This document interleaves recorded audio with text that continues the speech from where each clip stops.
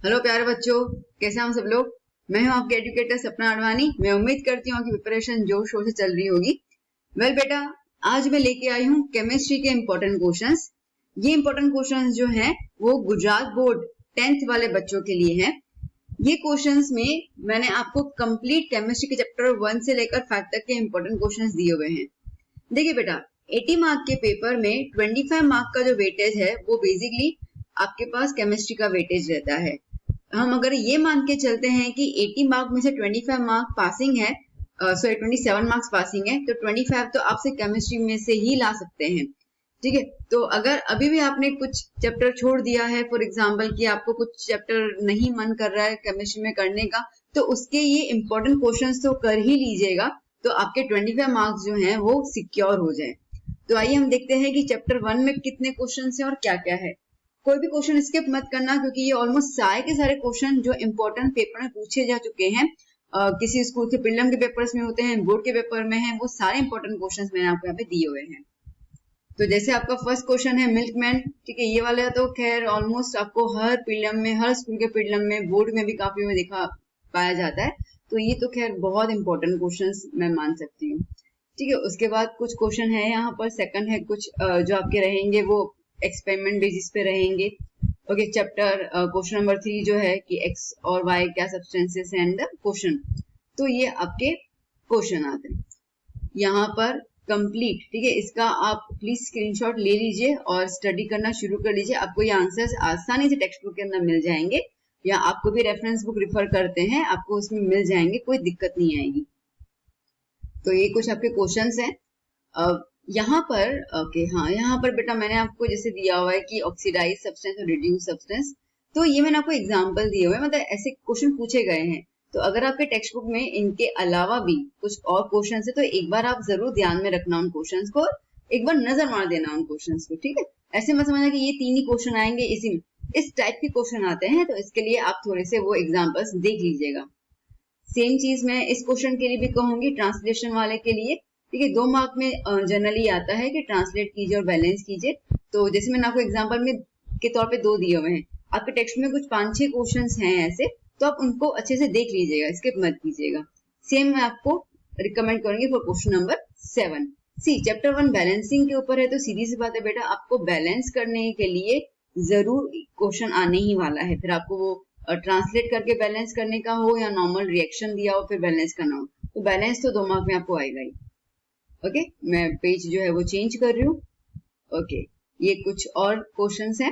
Chapter number first जो है वो काफी इंपॉर्टेंट है, क्योंकि generally B section, C section और डी, इसमें सब में आपको सेक्शन चैप्टर 1 के क्वेश्चंस दिखाई ही देंगे, तो इसके लिए इनके नंबर ऑफ क्वेश्चंस ज्यादा रहेंगे। ओके, सारे के सारे इंपॉर्टेंट क्वेश्चंस दिए हुए मैंने आपको यहाँ पर। यहाँ पे कंटिन्यूटी में है balance, okay, decomposition reaction, explain with one reaction, और उसके बाद आपको ये भी कहा गया है कि लाइट, हीट और इलेक्ट्रिसिटी के फॉर्म के जो रिएक्शन है वो भी देना। ये दोनों क्वेश्चन जो हैं वो अलग अलग भी आ सकते हैं, या तो टुगेदर भी आ सकते। टुगेदर आएंगे तो लाइक 3 मार्क में पूछा जाएगा, अलग अलग आया तो 2 मार्क के हिसाब से, या कैसे भी पूछ सकते हैं। ओके, तो आपने स्क्रीनशॉट ले लिया होगा, मैं मान के चल रही हूँ, भी ले लीजिएगा। ओके, अच्छा, आंसर्स काफी छोटे छोटे होंगे, आपको इतना कोई लंबा लंबा आंसर लर्न करने की जरूरत नहीं है, बहुत इजी सी क्वेश्चन ही है। फिर हम चलते हैं चैप्टर 2 पे। तो चैप्टर 1 के हमारे पास थे 15 questions. Okay, now chapter number 2।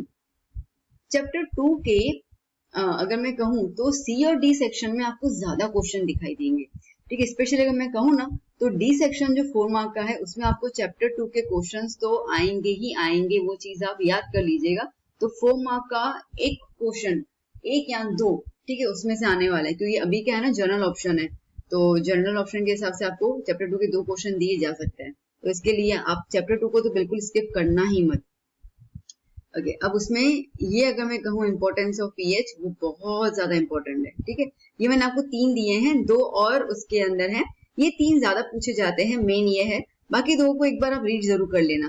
Okay, for example कि आपको ऐसा आता है कि right a short note on pH और 4 मार्क में आता है, तो आप उनको आंसर वो बाकी के 1 या 2 जो रिमेनिंग है वो भी आप इसमें लिख सकते हैं।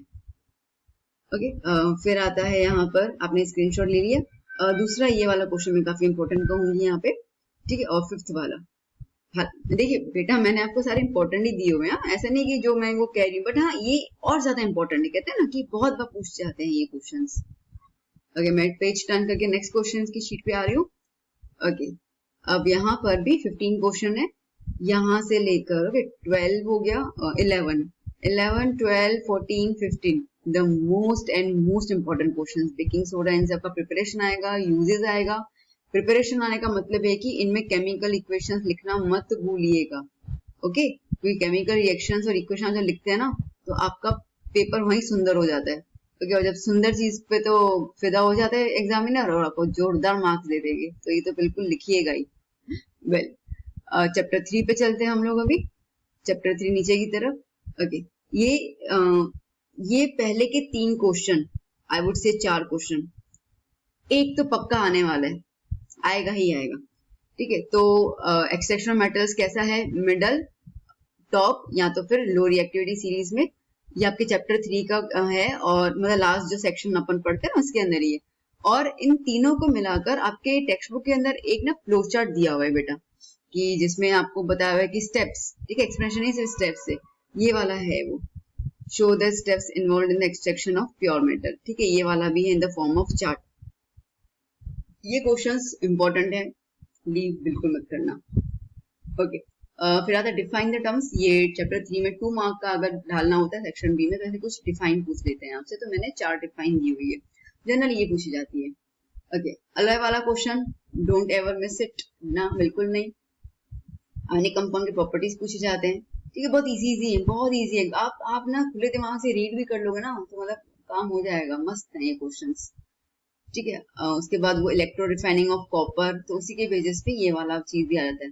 तो ये कुछ अलग क्वेश्चन नहीं है, ठीक है, ये उस कॉपर के रिफाइनिंग में ही आ जाता है, तो आपको थोड़ा सा ट्विस्ट करके पूछ सकते हैं, दैट्स इट। मैंने यहाँ पे 2 क्वेश्चंस को मर्ज कर दिया हुआ है, आप देख सकते होंगे। ठीक है, एक तो यहाँ तक फिनिश होता है और एक यहाँ से न्यू क्वेश्चन स्टार्ट होता है, तो मैंने दोनों को मर्ज कर दिया ताकि आपको 2 बार ढूंढने की जरूरत नहीं पड़े, आप एक ही के अंदर उस चीजों को डिफाइन कर सकते हैं।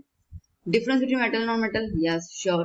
ठीक है, अब ये डिफरेंस बिटवीन 2 तरीके से आते हैं, एक जनरल प्रॉपर्टीज मतलब फिजिकल तरीके से, लाइक मेटल लस्ट्रस है, नॉन मेटल लस्ट्रस नहीं है, मैनी मोर थिंग्स। और दूसरा जाता है केमिकल प्रॉपर्टीज, लाइक मेटल जो है वो ऑक्सीजन से रिएक्ट करके मेटल ऑक्साइड बनाते हैं, ठीक है, नॉन मेटल क्या बनाते हैं वो बताएंगे। तो इस तरीके से आपको केमिकल प्रॉपर्टीज और फिजिकल प्रॉपर्टीज के डिफरेंसेस आ सकते हैं। कोरोजन वाला एक क्वेश्चन तो रहता ही है, ठीक है, तो कोरोजन का अच्छे से कर लीजिएगा।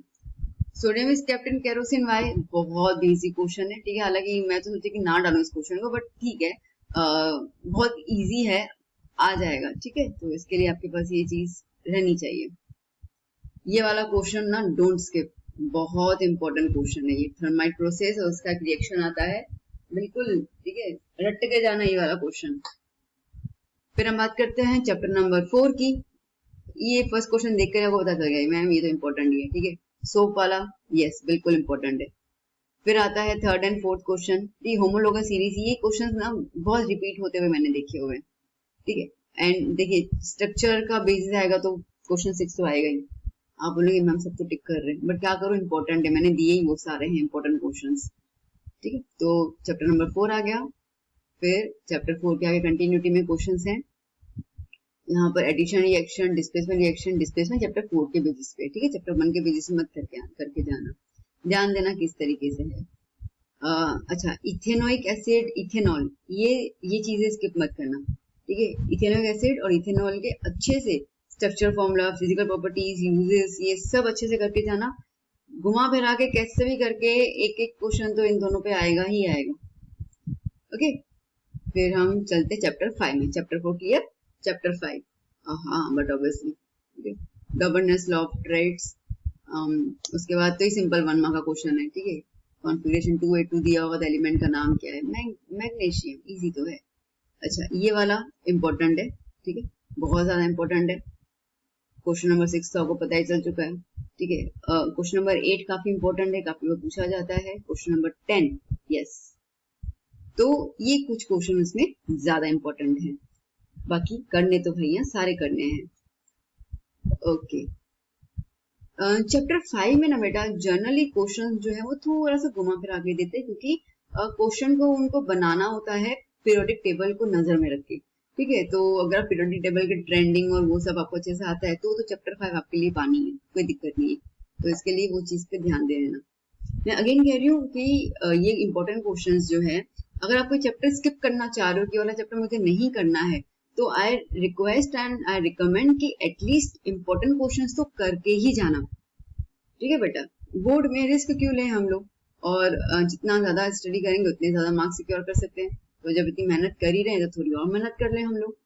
ठीक है, तो आई होप कि ये सारे के सारे क्वेश्चंस आपको हेल्प करेंगे आपकी प्रिपरेशन के लिए। मैं नेक्स्ट जो है वो बायोलॉजी फिजिक्स बहुत जल्दी से अपलोड कर दूंगी video.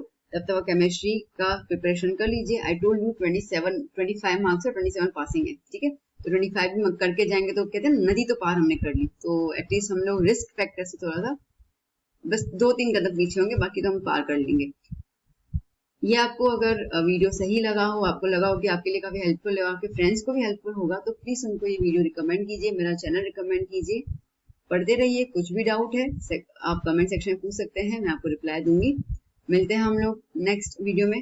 Till then bye bye, take care, do study बेटा, बाय बाय।